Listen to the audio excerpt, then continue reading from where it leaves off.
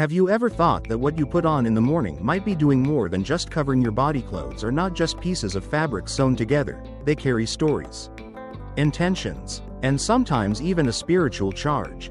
Every stitch, every pattern, every symbol can whisper a message far deeper than we imagine. The world tells us fashion is just self-expression, just a way to show your personal style. But what if I told you that some things we wear don't just express us, they invite in spiritual forces, some of which we were never meant to welcome? Think about it. Why do certain symbols keep popping up everywhere, in luxury runways, streetwear, jewelry stores? Is it all just coincidence? Or is there a reason they've been recycled for centuries? The truth is, the enemy rarely comes kicking down the door. He works subtly, hiding darkness inside things that look trendy, harmless, even beautiful. He knows most people would never openly embrace demonic influence. So instead, he embeds it into what we wear without a second thought. Throughout history, clothing has been a tool of spiritual communication. Warriors once fought in armor marked with sacred sigils for protection. Ancient priests and shamans adorned themselves with specific colors and patterns to invoke blessing, power, or divine favor. And today, that same concept still exists, but just as symbols can be used for good, they can also be used for evil. The enemy understands this perfectly. He's woven his influence into modern fashion, disguising darkness as simple aesthetic. Look around. Occult imagery is everywhere. Not long ago, certain symbols were reserved for secret societies, hidden rituals, and ancient manuscripts. Now, they're splashed across t-shirts, jackets, hats, and accessories sold in every mall. The pentagram, the all-seeing eye, the inverted cross. These are not random shapes. They are ancient emblems used for centuries in witchcraft, ritual magic, and demonic worship, and yet people wear them daily without a clue of what they mean. And it's not just the obvious ones. Some designs are more subtle: ancient runes, alchemical signs, animal patterns tied to dark traditions. Many originated in ceremonies meant to summon spirits, manipulate energy, or draw power from unholy sources. When we wear them, whether we believe in that stuff or not, we align ourselves with their original purpose. You might say, well, I don't believe in it. To me, it's just a design. But here's the question: does the spiritual realm operate based on our personal beliefs? Or on spiritual laws? If someone walks into fire, does it matter whether they believe the flames will burn them? The truth is, the world is obsessed with darkness. You can see it everywhere. In music videos, in movies, on social media, and especially in fashion. It used to be that occult symbols were hidden, guarded, and known only to insiders. Now, they're paraded down runways and sold to millions who have no idea what they're wearing. Some people think it's just edgy, just cool, just rebellious. But the enemy doesn't deal in trends, he deals in deception. These symbols have always had meaning. And if he can get people to play with darkness, even in ignorance, he's already halfway to winning. So he repackages it, makes the occult look chic, rebellious, fashionable. He turns what was once feared into something desired. And when people wear these things, they're not just wearing fabric, they're carrying a message, whether they realize it or not. Ever wondered why the biggest fashion houses keep using the same symbols over and over? That's no accident. The fashion world is filled with designers who openly embrace mysticism, esoteric knowledge, and even ritual practices. They don't hide it, they weave it into their creations, knowing that the more these symbols spread, the more their meaning becomes normalized. And sometimes the darkness is more subtle: snakes, skulls, imagery of destruction, chaos, rebellion. Fashion glorifies these things, but the Bible warns us the enemy comes to steal, kill, and destroy. Whose expression is that, really? The enemy never shows up in a red suit with horns. He hides in beauty, in art, in creativity, making evil look like elegance. The moment we stop questioning it, the moment we shrug and say, it's just fashion, is the moment we open a door we were never meant to open. Because he's not after your clothes. He's after your soul. And if he can get you to wear the symbols of his kingdom, to represent them, then he's already found a way in. It's time to wake up. It's time to stop letting the world decide what's acceptable. Because in the end, fashion fades, but the spiritual mark it leaves? That can last forever. We ended the last part by exposing how the enemy wraps darkness in beauty, making it look desirable. But here's the truth: no matter how stylish it may seem, evil has no place in our lives. We cannot claim to walk in the light while wrapping ourselves in symbols that celebrate the shadows. We are called to be set apart, and that separation begins with every choice we make, including the clothes we wear. Look around. Fashion today is no longer just about covering the body.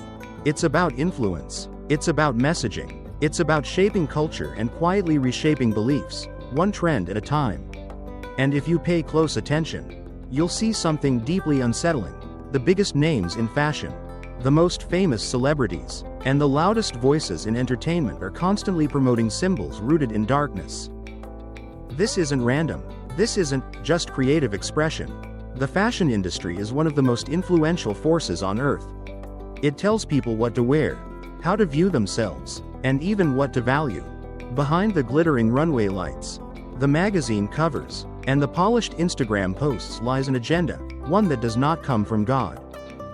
Ask yourself, why do so many celebrities wear clothes plastered with pentagrams, all-seeing eyes, and occult imagery? Why do we see so many outfits glorifying death, rebellion, and destruction? The answer is sobering. The industry they serve is deeply spiritual. Many of these figures openly embrace mysticism, join secret societies, and participate in rituals most of us couldn't imagine. Whether they understand it or not, they are being used to guide millions toward accepting what should never be accepted. And here's where it gets dangerous: when fans see their favorite stars wearing these symbols, the questioning stops. They begin to think, it's just a trend, just fashion, harmless self-expression. But tell me, why would the enemy need to frighten you when he can simply walk into your life through the people you admire most? Why try to scare you away from darkness when he can dress it up to look glamorous, powerful, rebellious, even inspiring? He knows people imitate what they admire. When the influencers of our culture wear symbols that mock God and glorify sin, they're sending a silent message to millions: this is cool, this is normal, this is success. And without realizing it, people follow along, buying the same designs, adopting the same styles, letting those messages seep into their own lives. But in doing so, they unknowingly step into dangerous spiritual territory. And it's not just celebrities. The most prestigious fashion houses are involved too. Have you noticed how often high-end brands incorporate religious mockery into their designs? Have you seen collections featuring upside-down crosses, blasphemous imagery, and even direct depictions of demonic figures? People walk into these luxury stores and pay hundreds, sometimes thousands, of dollars to wear symbols that represent everything God stands against. This is not simply about aesthetics. This is about spiritual warfare. The enemy understands a truth many overlook: what you wear represents what you align yourself with. That's why, throughout the Bible, clothing is linked to identity. Priests wore garments that set them apart for God. Prophets were marked by their distinct attire. Even the robe of Jesus was significant enough for Roman soldiers to cast lots over. Clothing has always carried meaning, and today, the fashion world is using it to promote an agenda far from holy. The world will tell you these concerns are overblown, that it's just fashion, that you're overthinking. But when did we grow numb to the symbols of darkness? When did we start celebrating what we once rejected? That's exactly how the enemy works, not in one bold move, but in small, steady steps. He introduces these images little by little until we no longer recognize them for what they are. But we are called to be different, to stand apart, to walk in discernment. We cannot blindly follow trends just because the world says they're popular. We cannot allow celebrities and designers to dictate what we place on our bodies.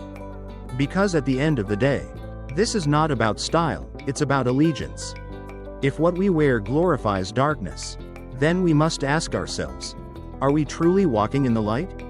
Most people never stop to think about where their clothing comes from. They see something attractive, buy it, wear it, end of story. But what if some of those items carry more than just fabric and stitching?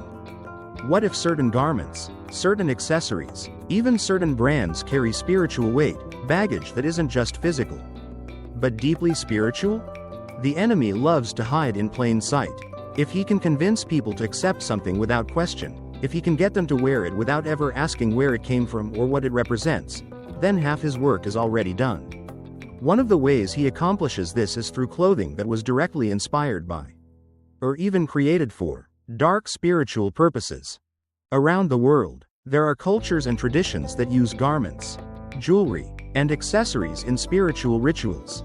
And some of these rituals, we just saw how certain garments, brands, and designs are born out of spiritual darkness, and yet they're worn casually, as if their origins no longer matter. But here's the reality: the spiritual realm never forgets. Spirits don't vanish just because people stop believing in them. If something was created for a dark purpose, that purpose doesn't simply dissolve the moment someone decides to wear it as a fashion statement. Think about how certain styles seem to appear out of nowhere. One day, they're on the runway. The next, they're in stores, on influencers, and splashed all over social media. Everyone calls it a new trend. But if you dig deeper, you'll often discover these styles are not random at all. Many trace back to ancient spiritual practices that were never meant to be played with. Take jewelry, for example. Necklaces, rings, and bracelets are often sold with inscriptions or markings the buyer doesn't even understand. Some carry protective symbols rooted in pagan rituals. Others are charms designed to connect the wearer to specific spiritual forces. Yet they're marketed as everyday accessories, worn by people completely unaware of what they might be inviting into their lives. And it's not just jewelry. Certain fabrics and patterns have deep roots in spiritual ceremonies. These designs were originally created to channel specific energies, to mark initiation rites, or to signify allegiance to a deity. But the fashion industry mass produces them, strips away the explanation, and sells them to the public, who wrap themselves in something that was never meant to be worn casually. Even some high-profile brand collaborations carry this influence. Designers have admitted, sometimes openly, that their collections were inspired by mysticism, ancient rituals, or occult practices. Yet consumers buy these clothes thinking they're just staying fashionable, never realizing they're literally clothing themselves in something spiritually tainted. You might say, well, I didn't take part in any ritual. I just bought the shirt. But let me ask you this: if an object was cursed, would you bring it into your home? If it had been used in a demonic ceremony, would you wear it around your neck? Spiritual influence doesn't need your belief to operate, just like poison doesn't stop being deadly simply because someone doesn't believe in poison. A spiritually defiled object doesn't lose its influence just because you don't recognize its origin. This is why discernment matters. Over and over, the Bible warns us to test the spirits, to avoid anything with even the appearance of evil. And yet, people walk around every day wearing garments that have spiritual darkness woven into them, entirely unaware of what they're carrying. The enemy doesn't need you to openly worship him. He just needs you to be careless, to stop asking questions, to drop your guard, to care more about looking good than about being spiritually protected. And if he can get you to wear something designed to invite darkness, then he's already found a way to attach that darkness to you without you even realizing it. This isn't about paranoia, it's about wisdom. It's about awareness. Because the moment you start asking questions, the moment you begin to look deeper, you'll start to see just how much of this world is deliberately designed to draw people away from God, one piece of clothing at a time. And once you see it for what it is, you won't just change what you wear, you'll change what you allow into your life. Here's something most people never consider. Nothing in this world is truly random. The things we see, the things we hear, the things we wear, all of them carry meaning. But society has trained us to stop asking questions, to go along with whatever's popular, to assume trends are just trends. But why do so many brands, so many designers, so many corporations keep pushing the same symbols over and over? Why do we keep seeing the same occult imagery, woven into clothing, hidden in logos, quietly stamped onto accessories people use every single day? The enemy doesn't thrive on chaos, he thrives on strategy. He knows the fastest way to desensitize people to darkness is to surround them with it until they stop noticing. And one of the most powerful tools he uses to do this is fashion. If he can get people to wear demonic symbols without thinking twice, If he can take something that once made people uneasy and turn it into something they see every day, then half the battle is already won. Look closely at the biggest brands in the world. Many of their logos are not just creative designs. Some are based on ancient sigils, markings historically used in witchcraft and occult practices. Others incorporate numbers or symbols tied directly to demonic influence. And yet, people proudly wear these logos, advertise them, and represent them, without the faintest idea of what they are aligning themselves with. It's no coincidence that certain images keep reappearing: the all-seeing eye, the pentagram, the serpent, the inverted cross. These are not just random artistic choices. They are signals, they are messages, they are spiritual declarations, and the people behind these brands know exactly what they're doing. Many have even admitted their fascination with mysticism, their pursuit of hidden knowledge, and their desire to blur the lines between light and darkness. They embed these symbols into their designs knowing most people won't question them. And every time someone wears one of these pieces, they are, knowingly or not, coming into agreement with something far bigger than they realize. Some may say, "I don't believe in that stuff. It's just a logo, just fashion." But here's the truth. The spiritual realm doesn't operate based on your belief. It operates based on what is real. If a logo was created to represent something demonic, wearing it still carries that spiritual weight, whether you recognize it or not. And that's why Scripture tells us to avoid even the appearance of evil, and to guard our lives with vigilance. Continuing from the previous point about symbols and fashion trends carrying hidden spiritual darkness, we must look deeper. What you wear is never just fabric or accessories, it's an unspoken declaration of which side you stand on. Yet sadly, every day, countless people casually put on symbols that stand completely opposed to God. They think it's harmless, just stylish, but the moment they put it on, they send a message. They're making a statement, aligning themselves with something, whether they intend to or not. The enemy loves this. He rejoices when people stop paying attention, when they reassure themselves, it's just fashion, just a brand, just a trend. The fewer questions people ask, the easier it is for him to advance his agenda, an agenda to normalize darkness, to make demonic imagery so common that no one notices it anymore. But we are called to be different, to walk in the light, to remain aware of what we allow into our lives. We cannot simply wear something because it looks good. We must ask, where did it come from? What does it represent? What am I truly aligning myself with? Because at the end of the day, this is bigger than fashion. This is spiritual, and if we're not alert now, one day we might wake up and realize we've been wearing the enemy's message without knowing it. There was a time when modesty and dignity were virtues, when a person's dress reflected their character, their values, their respect for themselves and others. But something has shifted. Today, the fashion industry seems determined to strip away dignity, erase modesty, and push boundaries further until nothing is off limits. Clothing has gone from expressing honor and self-respect to becoming a tool of provocation, a way to glorify lust rather than godliness. This has always been the enemy's tactic, to distort how people see their worth, convincing them that value lies in how much skin they reveal, not in their character or soul. He twists what God intended for beauty and purity into something meant to distract, degrade, and diminish. He whispers, modesty is outdated, dignity is restrictive, true confidence is in revealing, not covering. And many believe this lie. The world celebrates clothing that leaves nothing to the imagination. Everywhere you look, advertisements glorify what the Bible warns against. Lust is promoted. Sensuality is celebrated. What most people don't realize is that what they wear not only affects how others see them, but also the spiritual atmosphere around them. The enemy doesn't only tempt with words, he uses images, appearances, and fashion to create stumbling blocks. And this is not just about avoiding being a temptation to others. It's about the spiritual state of the one wearing it.